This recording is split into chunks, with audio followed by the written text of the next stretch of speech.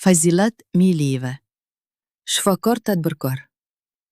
10 yil tibbiyotni o'qibman-u, bir kun ham biznesni o'qimabman. Qo'llarimdagi o'q xalat va bo'yoq quyida ufurib turgan eski bino. 2016-yilda turmush o'rtog'im bilan birgalikda o'z pulimizga sotib olib, o'z qo'limiz bilan ta'mirlagan o'sha kichik klinikamizning ilk kunlari hech qachon yodimdan chiqmaydi. Men 1983-yilda Qashqadaryo viloyatining Shahrisabz tumani Tepar MFIga qarashli katta Ustoy qishlog'ida tug'ilganman.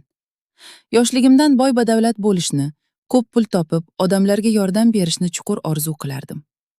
Yillar o'tib shukurki, bu orzuyimga erishdim. Hozirgi kunda biznesim bevosita tibbiyot sohasida bo'lib, xususiy klinika yo'nalishida faoliyat olib boraman. Biznesdagi ilk qadamimni o'sha yuqorida aytganimdek, ta'mirtalab eski binoni olishdan boshlaganman. U yerni o'zimiz ta'mirlab, bemorlarni qabul qilishni boshladik. Hamma narsaga xo'jayinim, ikkimiz faqat o'z mehnatimiz va peshona terimiz bilan erishdik. Ikkalamiz ham oddiy, o'rtahol oila farzandlarimiz. Biznes boshlash uchun bizda avvaldan hech qanday katta mablag' bo'lmagan. Boy badavlat, merosxo'r oilalardan emasdik. Bizda biznes bo'yicha birorta ham maxsus bilim yo'q edi. Mustaqil faoliyat boshlash uchun yo'l yo'riqlarni yuzaki o'rganib, klinikani ochganimizda ishni boshlab yuborganmiz. Mablag' to'plasang, klinika ochsang va bemorlarga tibbiy xizmat ko'rsata boshlasang, shuning o'zi biznes, shuning o'zi faoliyat deb soddallarcha o'ylaganmiz. Biroq bu fikrlarimiz mutlaqo xato bo'lib chiqdi. Biznesni ko'r-ko'rona yuritayotganimizni juda kech tushunib yetdik. Atrofdagi odamlarga ishonib pul berardik. Klinikamiz katta kasalxonaning bir qismi bo'lgani uchun u yerdagi boshliqlarga ham pul uzatardik. Xullas, ishimizda hech qanday aniq tizim va tartib yo'q edi. Xususiy klinika ham o'ziga xos qonun-qoidalariga, biznes strategiyasiga, aniq tuzilmasiga, tartib va tizimlariga ega bo'lishi kerakligini, uni yuritishning ham jahon standartidagi biznes tamoyillari borligini umuman bilmasdik. Biznes yuritish bo'yicha maxsus bilim olmasam, hech narsaga erisha olmasligimni anglab yetganimdan so'ng, o'zimga haqiqiy ustoz qishdira boshladim. Ko'plab izlanishlardan so'ng, aynan ustoz Ilhom Begimqulovni tanladim. Chunki bu kishining gaplaridagi oddiylik va samimiylikni ko'rdim. Ilhom Begimqulov akademiyasiga kelgunimcha, biznesimizda turli og'ir muammolar vujudga kelib, rosa qiynala boshlagandik. Turmush o'rtog'im bilan birga katta qarzga kirgandik. Mijozlarning kamligi bizni qiynardi. Xodimlar boshqaruvi degan narsa umuman yo'q edi. Marketingni boshlagandik-ku, lekin hech qanday natijasi ko'rinmayotgandi. Ayniqsa, pulimizning aniq hisob-kitobi yo'qligi ko'plab chalqashliklarni va moliyaviy teshiklarni vujudga keltirgandi. Ustoz Begimqulovning akademiyasida o'qishni boshlaganimda, mening bu muammolarimni diqqat bilan tinglab, menga qarata aytgan bir gaplari hech ham yodimdan chiqmaydi. Opacha, 10 yil Toshmiyda o'qib, tibbiyot bo'yicha mutaxassis bo'libsiz-u. Lekin biznes bo'yicha bir kun o'qimasdan balo bormaydi klinika ochib. Haqiqatdan, bu juda o'rinli va to'g'ri aytilgan tanbeh edi. Shuncha yil tibbiyot institutida o'qibman-u, malakali shifokor bo'lib yetishibman-u, ammo biznes bo'yicha bir kun ham o'qimay turib tavakkal qilib xususiy klinika ochibman. Axir xususiy klinika ochib xizmat ko'rsatishni boshladingmi? Demak, endi sen biznes faoliyat bilan shug'ullanayotgan shaxs hisoblanasan. Tadbirkor bo'lding degani bu. Xo'sh, biznes bo'yicha mutlaqo o'qimagan odam qanday qilib biznes bilan shug'ullanishi mumkin? Yana deng, xususiy klinika ochib-a? Xususiy klinika hazilakam ish emas. U o'ta jiddiy va mas'uliyatli biznes turi. Biroq uni ochgan va yuritayotgan odamlarning biznes bo'yicha zarracha ilmi yo'q bo'lsa, bu qanday qilib muvaffaqiyat keltirishi mumkin? 2 fevralda akademiyada darsim boshlandi. 3 coaching o'qiydim. Keyin esa ustozning individual shogirdiga aylandim. Ustoz meni guruhga sardor etib tayinladi. Bilimlarim oshgach, biznesimda marketingni juda yaxshi yo'lga qo'ydim. Hozirgi kunda Instagram sahifamda 66.300 nafar faol a'zoga egaman. 5 ta ijtimoiy tarmoqda faol faoliyat olib boryapman. Mijozlarim keskin ko'paydi. Sotuv oshdi. Sotuv bo'limida 7 ta malakali sotuvchim faoliyat olib boryapti. xizmat ko'rsatish sifatimizni yanada yaxshiladim. Moliya bo'limini xo'jayinim o'z qo'liga olib, aniq hisob-kitoblar bilan olib boryapti. Xodimlarga oklad, KPI, rag'bat va jarima tizimlari belgilandi. Hamma xodimlarimiz o'z ishini aniq bilib qilyapti. Ishimizga Bittrex 24 dasturini o'rnatdik. Hatto Solixa va Farangiz ismli sun'iy intellekt yordamchilariga ham egamiz. Yana shuni xursandlik bilan aytishim mumkinki, ustozdan ilm olishni boshlaganimizdan bor yo'g'i 5 oy o'tib, Toshkent shahrida ham o'z faoliyatimizni boshladik. Bu biz uchun yana bir ulkan muvaffaqiyatli qadam edi.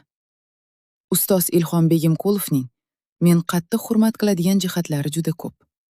Shulardan eng asosiylari: men bosib o'tgan xatolarni sen qilma, deb chin dildan o'rgatishlari. O'zlari ham o'qishdan, ilm olishdan hech qachon tinmasliklari. Mehribon, jonkuyar va samimiy inson ekanliklarini alohida ta'kidlab aytishim mumkin. Men ustozning individual shogirdlari safidaman. Shuning uchun dadil ayta olamanki, Ilhom Begimqulov yuragida o'ti bor inson. Yangi biznes boshlaganlar albatta ustozning huzuriga kelishlari kerak va bu muvaffaqiyat uchun juda zarurdir.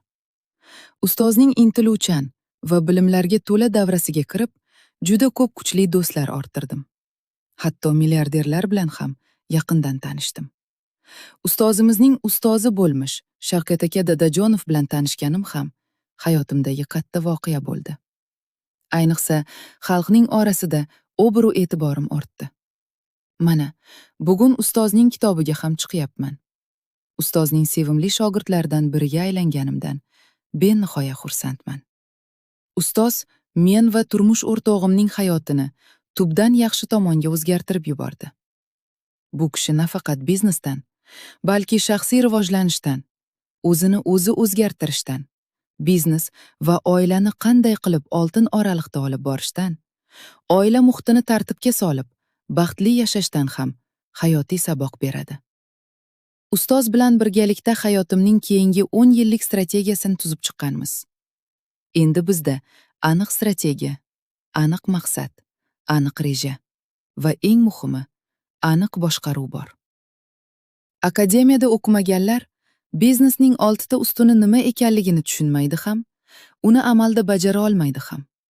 Ular o'z biznesini undan bundan eshitganlari, ko'chadan ko'rgan bilganlari va faqatgina o'z xom tajribasidan kelib chiqib yuritadilar. Ular doim fikrim to'g'ri, rejam to'g'ri deb o'ylashadi. Biroq ularda biznes bo'yicha maxsus bilim yo'qligi sababli o'z bizneslarini juda katta qiyinchilik bilan rivojlantiradi. Yoki oxiri chidamay, aro yo'lda tashlab ketishga majbur bo'lishadi. Atrofingizdagi ishi rivojlanmagan tadbirkorlarga e'tibor berib qarang. Ular aynan akademiyada o'qimagan tadbirkorlardir.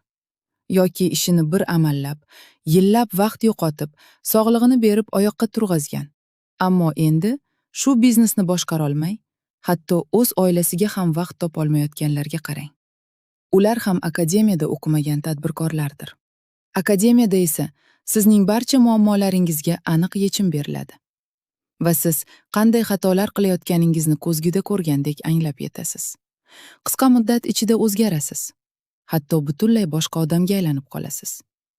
Qisqa qilib aytganda, Ilhom Begimqulov akademiyasi mening hayotimda va biznesimda juda katta inqilobiy o'zgarishlar yasagan haqiqiy hayot universiteti bo'ldi. Akademiya men uchun ustoz Begimqulov bilan birgalikdagi eng yaxshi jamoadir. Men uchun muvaffaqiyat bu har qanday ishning haqiqiy ustasi bo'lish va qo'yilgan maqsadga qat'iyat bilan yetib borishdir. Boshqalarga doim shunday derdim. Har bir ishni boshlashdan avval shu ishning haqiqiy ustasi bo'lgan ustoz toping. Xulosa. 10 yil o'qib shifokor bo'ldingiz, lekin bir kun o'qimasdan biznes boshlashga qanday jur'at qildingiz? Fazilat opaga berilgan bu savolim aslida hamma shifokor tadbirkorlarga tegishli. U qarzga botib, tizimsizlikdan qiynalganda tushundiki, klinika bu faqat davolash emas, bu sotish, marketing va hisob-kitob degani. Biz uning biznesiga jarrohlik amaliyoti qildik. CRM sun'iy intellekt va moliyaviy tizim o'rnatdik. Natijada u Shahri Sabzdan Toshkentgacha kengaydi. Xulosa o'rnida. Kasbingiz qanchalik ulug' bo'lmasin, agar biznesingizni boshqarishni bilmasangiz, u oxir-oqibat sizni yemaydi. Tanlang. Yoki zo'r shifokor bo'ling, yoki shifokorlarni boshqaradigan zo'r tadbirkor bo'ling. Ikkalasining yo'li boshqa-boshqa. Xulosa. 1. Ushbu shogird hikoyasidagi qaysi fikr yoki vaziyat xuddi siz uchun aytilgandek bo'ldi? 2.